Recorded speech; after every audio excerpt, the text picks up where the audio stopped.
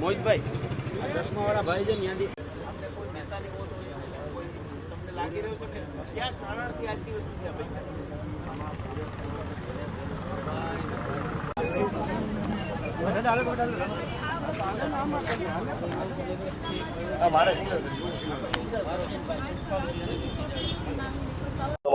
तुषार गोरेचा શું માનો છો અત્યારે કે પરિવાર અત્યારે પીડિત પરિવાર છે તે ન્યાયની માંગ સાથે રસ્તે ઉતર્યો છે ટીઆરપી એક્ટની કારણે શું કહેશો?